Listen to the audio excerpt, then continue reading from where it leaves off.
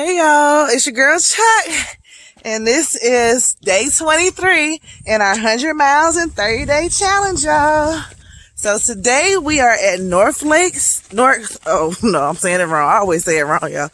Lake Norman State Park in Troutman, North Carolina, y'all. So we made it on the inside this time. Last time we didn't make it all the way in because it wasn't open, but thankfully it is open. And it is so beautiful and serene, y'all. Surrounded by trees. We're walking on the roofs. Yep, getting it in out here. How was your Mother's Day? Yesterday we took a day off to celebrate our mother, and she sure enjoyed the company.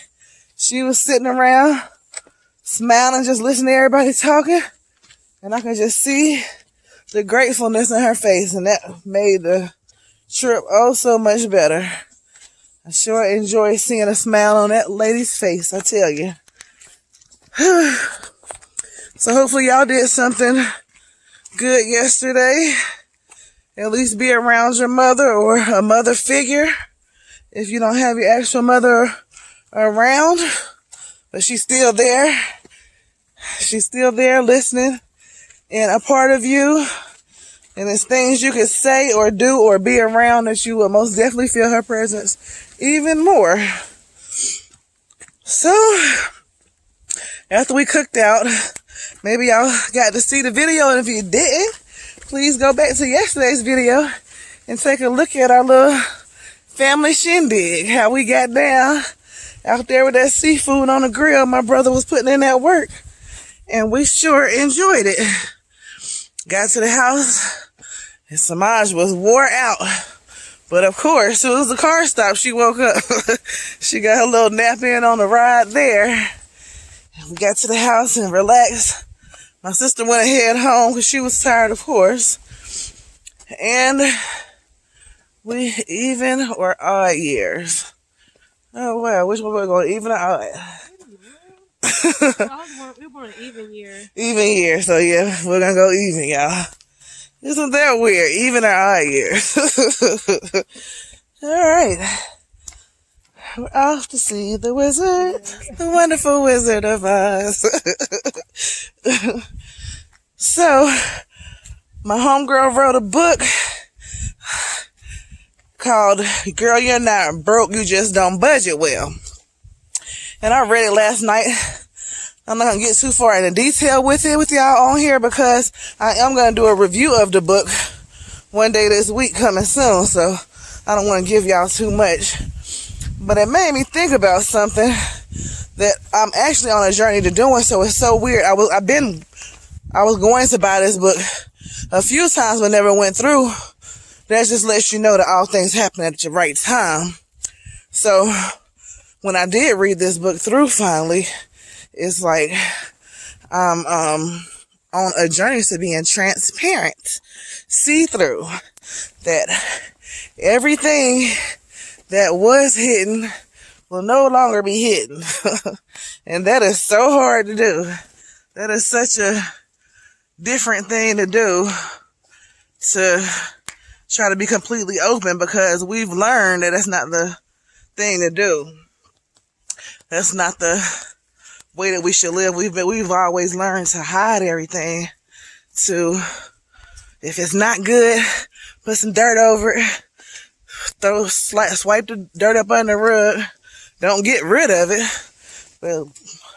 but hide it. So now I am in the unveiling part, and that's what her book was a lot about, which is cool.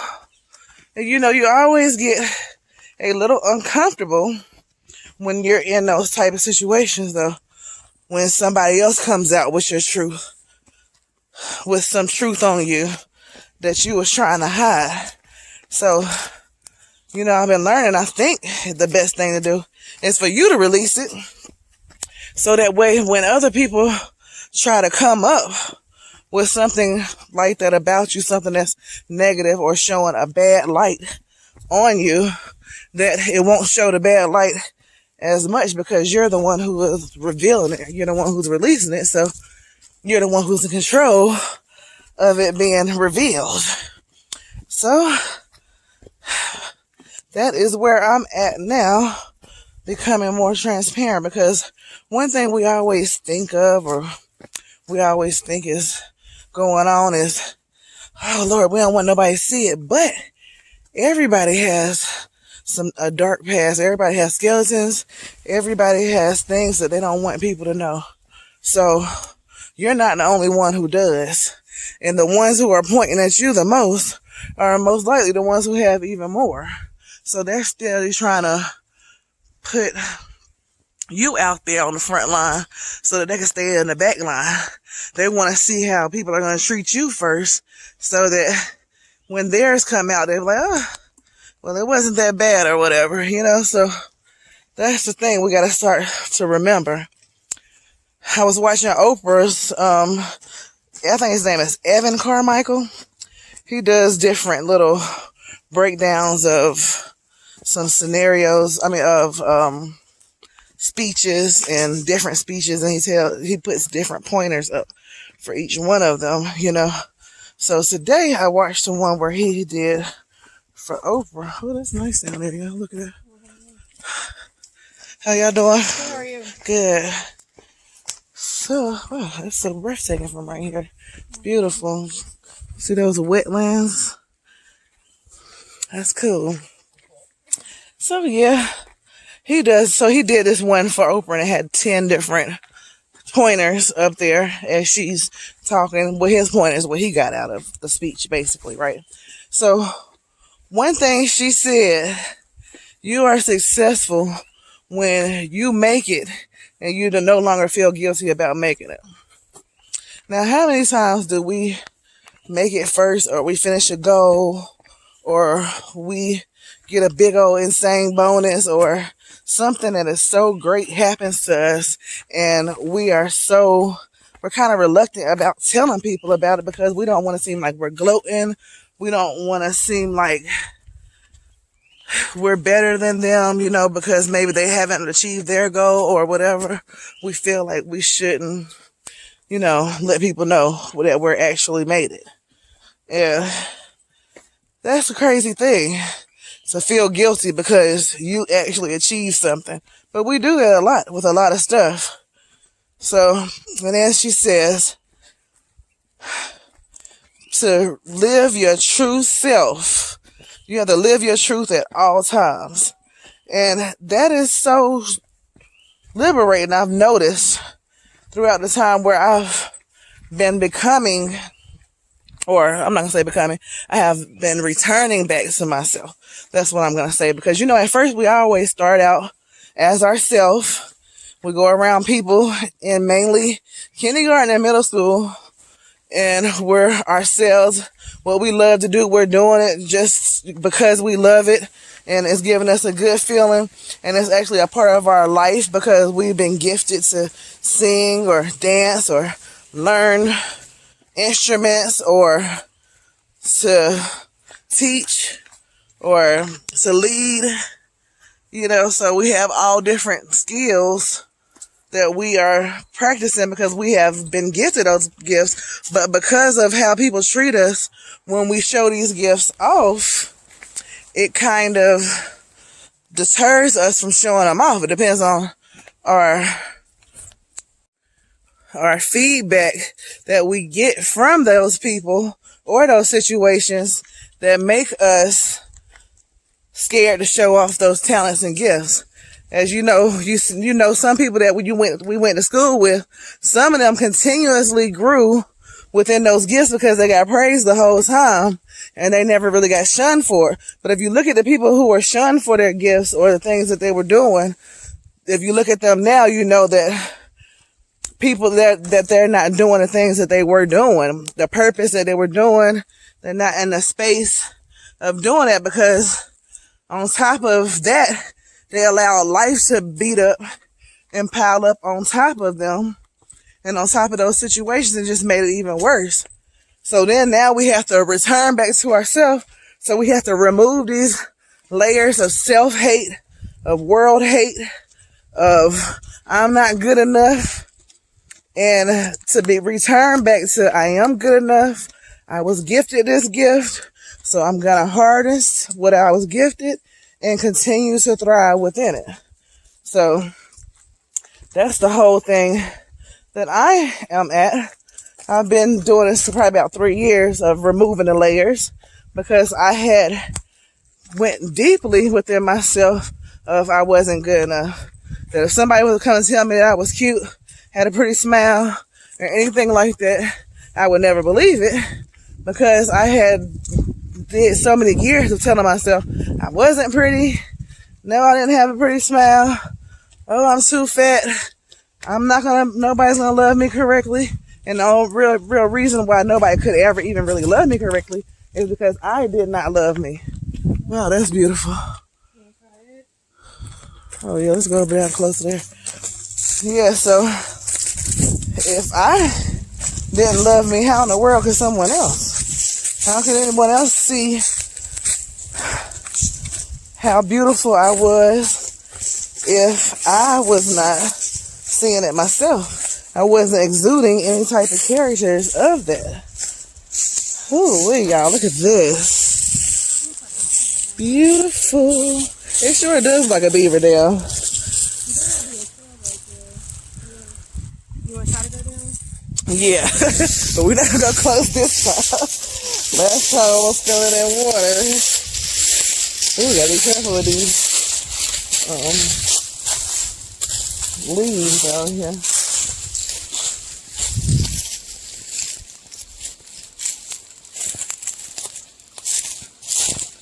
Oh, it's so serene though. So beautiful. Look at the water. You can see inside the water, y'all. It's not that bad. It's not murky. Look at that. Amazing. Some people will look at this as a mess, and some people will look at this as beautiful. It's all the way that you perceive everything. It's always best to look at things in a positive light anyway, instead of a negative light, because what is the negative light actually doing? It's not helping you. It's not producing anything. It's actually restricting things, you know? And you don't want to be restricting yourself, because if you restrict yourself, you can't grow. You can't make it. You can't evolve. So we have to always try to feed ourselves with as much positivity.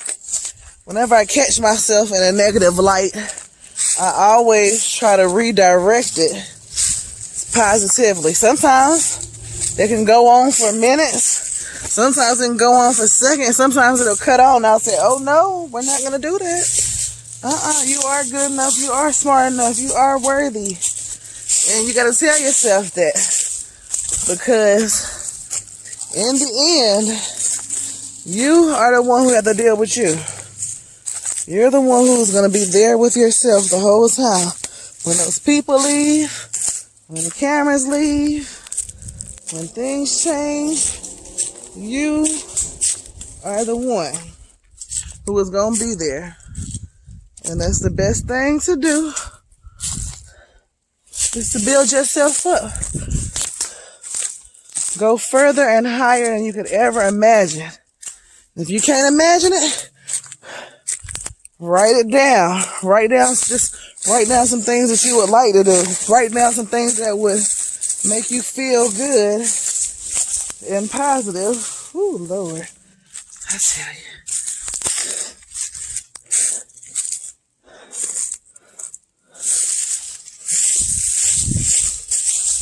Oh, yeah. You know that thing they say, fake it till you make it. Go ahead, get yourself in a position to make yourself believe in it. If you gotta just write down some things that make you feel good, make you feel positive, then do just that.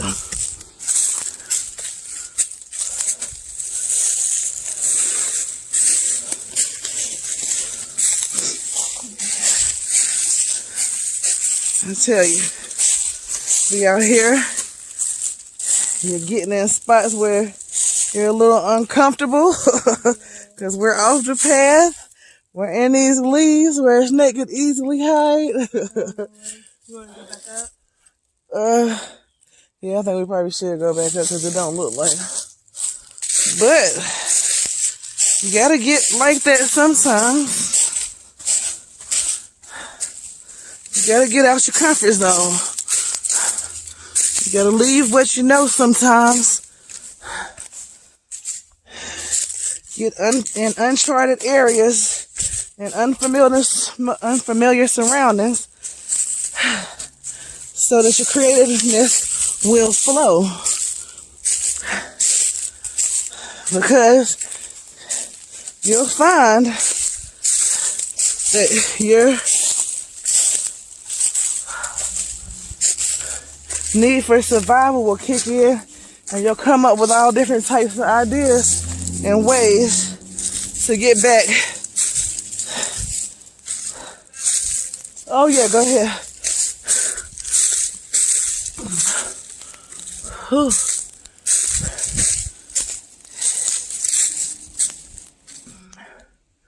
It'll help you achieve things that you never knew were possible. Just gotta get out there and do it. Oh boy. It is beautiful out here, y'all. It was cold at first, but when you get to hiking and climbing and ducking and swerving, whew, your body heat will go up pretty fast, okay? Yes. Look at this, y'all. Beautiful. One with nature, one with earth, and one with myself. To bring balance to an unbalanced life, y'all. So I've been using my cousin's hair butter. I put the mango butter on today, or actually last night, and I did a little like dread twist, and I took them out. And look at that, y'all. Look at my curl pattern.